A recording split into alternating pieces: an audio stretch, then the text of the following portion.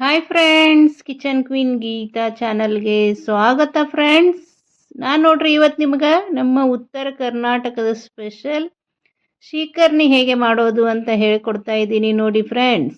ಈಗ ಮಾವಿನ ಹಣ್ಣು ಸೀಸನ್ ಇರೋದ್ರಿಂದ ಮಾವಿನ ಹಣ್ಣಿಂದ ಶೀಕರ್ಣಿ ಹೇಗೆ ಮಾಡೋದು ಅಂತ ಹೇಳ್ಕೊಡ್ತಾ ಇದ್ದೀನಿ ಫ್ರೆಂಡ್ಸ್. ನಮ್ಮ ಉತ್ತರ ಕರ್ನಾಟಕದಲ್ಲಿ ಮಾವಿನ ಹಣ್ಣು ಸೀಸನ್ನಲ್ಲಿ ಎಲ್ಲರ ಮನೆಯಲ್ಲೂ ಡೈಲಿ ಶೀಕರ್ಣಿ ಇರುತ್ತೆ ನೋಡಿ ಫ್ರೆಂಡ್ಸ್. ಇದು ತುಂಬ ಚೆನ್ನಾಗಿರುತ್ತದೆ. ಹೋಳಿಗೆ ಮತ್ತು ಚಪಾತಿಗೆ ಒಳ್ಳೆ ಕಾಂಬಿನೇಷನ್ನು ಫ್ರೆಂಡ್ಸ್. ಬನ್ನಿ ಇದನ್ನು ಹೇಗೆ ಮಾಡೋದು ಅಂತ ನೋಡಿಕೊಳ್ಳೋಣ ಬನ್ನಿ ಫ್ರೆಂಡ್ಸ್. ಮೊದಲಿಗೆ ನಾನು ಇಲ್ಲಿ ಒಂದು ಅರ್ಧ ಡಜನ್ ಮಾವಿನ ಹಣ್ಣನ್ನು ತೆಗೆದುಕೊಂಡಿದ್ದೇನೆ. ಮಾವಿನ ಹಣ್ಣನ್ನು ಈ ರೀತಿ ನೀರಿನಲ್ಲಿ ಹಾಕಿ ಚೆನ್ನಾಗಿ ತೊಳಿಬೇಕು ಫ್ರೆಂಡ್ಸ್. ಇಲ್ಲಿ ನಾನು ನಮ್ಮ ಮನೆ ಗಿಡದ ಮಾವಿನ ಹಣ್ಣು ತೆಗೆದುಕೊಂಡಿದ್ದೇನೆ ಫ್ರೆಂಡ್ಸ್. ನೀವು ಯಾವ ಬೇಕಾದರೂ ಮಾವಿನ ಹಣ್ಣನ್ನು ತೆಗೆದುಕೊಳ್ಬೋದು. ಈ ರೀತಿ ಚೆನ್ನಾಗಿ ತೊಳೆದು ಈ ರೀತಿ ಕೈಯಿಂದ ಈ ರೀತಿ ಒತ್ತಬೇಕು ಫ್ರೆಂಡ್ಸ್. ಮಾವಿನ ಹಣ್ಣನ್ನೆಲ್ಲ ಹಣ್ಣಗೆ ಮಾಡ್ಕೋಬೇಕು, ಅಂದರೆ ಅದರ ಜ್ಯೂಸ್ ಎಲ್ಲ ಚೆನ್ನಾಗಿ ಬರುತ್ತದೆ ನೋಡಿ. ಈ ರೀತಿ ಬೆರಳಿಂದ ಮಾವಿನ ಹಣ್ಣನ್ನು ಹಿಚಕಬೇಕು. ಚಿಕ್ಕಿ ಮೇಲ್ಗಡೆ ತುಂಬನ್ನು ತೆಗೆದುಕೊಳ್ಳಿರಿ. ಎಲ್ಲ ಮಾವಿನ ಹಣ್ಣನ್ನು ಹೀಗೆ ಮಾಡಿ ಇಟ್ಟುಕೊಳ್ಳಿರಿ ಫ್ರೆಂಡ್ಸ್, ಅಂದರೆ ಬೇಗ ಆಗುತ್ತದೆ ನಮ್ಮ ಶೀಕರ್ಣಿ. ಒಂದು ಬಾಣಲೆ ತೆಗೆದುಕೊಂಡು ಅದಕ್ಕೆ ಈ ರೀತಿ ಹಿಚಕಬೇಕು ಫ್ರೆಂಡ್ಸ್. ನೋಡಿ, ಈ ರೀತಿ ಒತ್ತಿದರೆ ಎಲ್ಲ ಜ್ಯೂಸು ಚೆನ್ನಾಗಿ ಬೀಳುತ್ತದೆ ಫ್ರೆಂಡ್ಸ್. ನೋಡಿ ಎಷ್ಟು ಚೆನ್ನಾಗಿ ಪಲ್ಪ್ ಎಲ್ಲ ಬರ್ತಾ ಇದೆ ಅಂತ.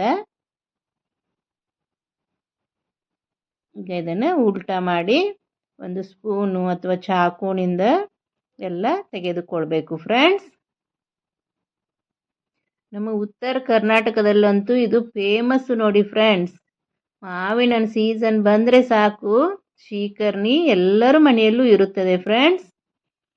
ಇದು ಚಪಾತಿ, ಹೋಳಿಗೆ ಎಲ್ಲರ ಜೊತೆನೂ ತುಂಬ ಒಳ್ಳೆ ಕಾಂಬಿನೇಷನ್ ಆಗುತ್ತದೆ ನೋಡಿ ಫ್ರೆಂಡ್ಸ್. ನೀವು ನಿಮ್ಮ ಮನೆಯಲ್ಲಿ ಒಂದ್ಸಲ ಟ್ರೈ ಮಾಡಿ ನೋಡಿ. ಎಲ್ಲರೂ ಇಷ್ಟಪಟ್ಟು ಅಂತೂ ತಿಂತಾರೆ ಫ್ರೆಂಡ್ಸ್. ಮಕ್ಕಳಿಂದ ದೊಡ್ಡವರವರೆಗೂ ಎಲ್ಲರೂ ಇಷ್ಟಪಟ್ಟು ತಿಂತಾರೆ. ಇದೇ ರೀತಿ ಎಲ್ಲ ಮಾವಿನ ಹಣ್ಣು ಪಲ್ಪನ್ನು ತೆಗೆದುಕೊಳ್ಳಬೇಕು ಫ್ರೆಂಡ್ಸ್. ಇದೇ ರೀತಿ ಮಾಡ್ಕೊಳ್ಳಿ, ಬೇಗನೆ ಆಗುತ್ತದೆ. ಚಪಾತಿ ಹೋಳಿಗೆಗಂತೂ ಒಂದು ಒಳ್ಳೆ ಕಾಂಬಿನೇಷನ್ನು ಫ್ರೆಂಡ್ಸ್. ಇದು ಒಂದ್ಸಲ ಮಾಡಿಕೊಡಿ. ಎಲ್ಲರೂ ಏನಂದ್ರು ಅಂತ ನನಗೆ ಕಮೆಂಟ್ ಮಾಡಿ ಫ್ರೆಂಡ್ಸ್. ಈ ರೀತಿ ಎಲ್ಲ ಮಾವಿನ ಹಣ್ಣು ಪಲ್ಪನ್ನು ತಕ್ಕೋಬೇಕು. ನೋಡಿ ಎಷ್ಟು ಚೆನ್ನಾಗಿ ಜ್ಯೂಸ್ ಬರ್ತಾ ಇದೆ ಅಂತ ನೋಡಿ. ಈ ರೀತಿ ಹಿಚ್ಕಿದ್ರೆ ಸಾಕು, ಚೆನ್ನಾಗಿ ಜ್ಯೂಸ್ ಬರುತ್ತೆ.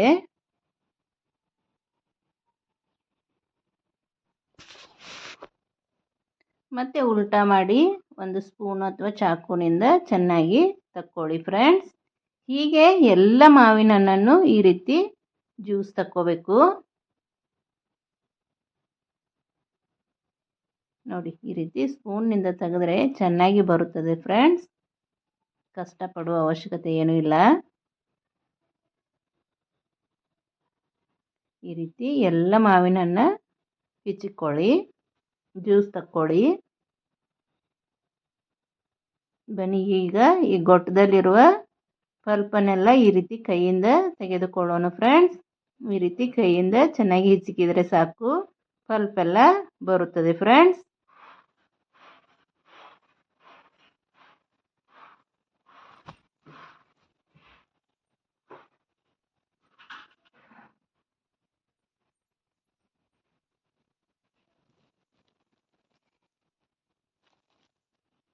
ನೋಡಿ, ಎಲ್ಲ ಗೊಟ್ಟದ್ದು ಪಲ್ಪನ್ನು ತೆಗಿತಾ ಇದ್ದೇನೆ. ಶೀಕರ್ಣಿ ಮಾಡೋದು ತುಂಬ ಈಸಿ ಫ್ರೆಂಡ್ಸ್, ಮತ್ತು ಬೇಗನೇನೂ ಆಗುತ್ತದೆ. ಇದು ತಿನ್ನಕ್ಕಂತೂ ತುಂಬ ರುಚಿಕರವಾಗಿರ್ತದೆ ನೋಡಿ ಫ್ರೆಂಡ್ಸ್.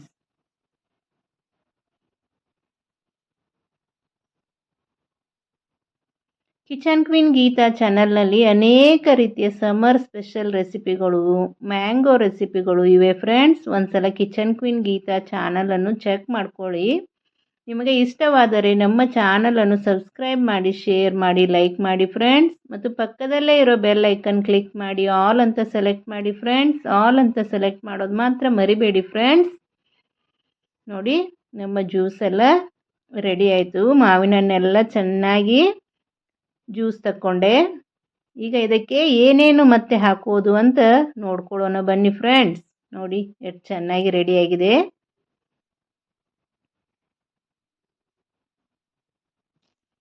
ಈಗ ಇದಕ್ಕೆ ಸ್ವೀಟ್ಗೆ ಸಕ್ಕರೆ ಹಾಕಿಕೊಳ್ಳಬೇಕು. ನಿಮಗೆ ಸಕ್ಕರೆ ಬೇಡಂದರೆ ಬೆಲ್ಲನೂ ಹಾಕೋಬೋದು. ಇಲ್ಲಿ ನಾನು ಒಂದು ಅರ್ಧ ಕಪ್ನಷ್ಟು ಸಕ್ಕರೆ, 1 ಚಿಟಿಕೆ ಉಪ್ಪು ಹಾಕಿಕೊಳ್ತಾ ಇದ್ದೇನೆ ಫ್ರೆಂಡ್ಸ್. ನೀವು ಸಕ್ಕರೆ ತಿನ್ನೋಲ್ಲ ಅಂದರೆ ಬೆಲ್ಲನೂ ಹಾಕಿಕೊಳ್ಳಿ ಫ್ರೆಂಡ್ಸ್, ನಡೆಯುತ್ತದೆ. ಮತ್ತು ನಿಮಗೆ ಎಷ್ಟು ಸ್ವೀಟ್ ಬೇಕೋ ಅಷ್ಟು ಮಾತ್ರ ಹಾಕ್ಕೊಳ್ಳಿ, ಜಾಸ್ತಿ ಹಾಕಕ್ಕೆ ಹೋಗಬೇಡಿ. 1 ಚಿಟಿಕೆ ಏಲಕ್ಕಿ ಪೌಡ್ರ್ ಹಾಕ್ಕೋಬೇಕು. ಹಾಕಿ ಈ ರೀತಿ ಚೆನ್ನಾಗಿ ಮಿಕ್ಸ್ ಮಾಡಬೇಕು ಫ್ರೆಂಡ್ಸ್. ಈ ರೀತಿ ಮಿಕ್ಸ್ ಮಾಡೋದರಿಂದ ಸಕ್ಕರೆ ಎಲ್ಲ ಇದರಲ್ಲಿ ಕರಗುತ್ತದೆ. ನೋಡಿ ನಮ್ಮ ಮಾವಿನ ಹಣ್ಣು ಶ್ರೀಕರ್ಣಿ ರೆಡಿ ಆಯಿತು ನೋಡಿ ಫ್ರೆಂಡ್ಸ್. ತುಂಬ ಚೆನ್ನಾಗಿರುತ್ತದೆ ಫ್ರೆಂಡ್ಸ್. ಇದು ಹೋಳಿಗೆ, ಚಪಾತಿ ಮತ್ತು ಹಂಗೆ ಕುಡಿಯಲು ತುಂಬ ಚೆನ್ನಾಗಿರುತ್ತದೆ. ಒಂದ್ಸಲ ಮಾಡಿ ಕೊಡಿ ಫ್ರೆಂಡ್ಸ್. ಮನೆಯಲ್ಲಿ ಎಲ್ಲರೂ ಏನಂದ್ರು ಅಂತ ನನಗೆ ಕಮೆಂಟ್ ಮಾಡಿ. ಬನ್ನಿ ಇದನ್ನು ಒಂದು ಬೌಲ್ಗೆ ಹಾಕಿಕೊಳ್ಳೋಣ.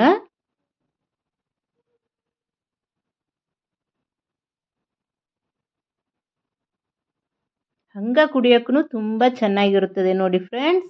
ನಮ್ಮ ಮಾವಿನ ಹಣ್ಣು ಶ್ರೀಕರ್ಣಿ ರೆಡಿ ಆಯಿತು ಫ್ರೆಂಡ್ಸ್. ಮತ್ತೆ ಮುಂದಿನ ವಿಡಿಯೋದಲ್ಲಿ ಮತ್ತೊಂದು ಹೊಸ ರೆಸಿಪಿ ಒಂದಿಗೆ ಸಿಗುತ್ತೇನೆ ಫ್ರೆಂಡ್ಸ್. ಧನ್ಯವಾದಗಳು ಫ್ರೆಂಡ್ಸ್.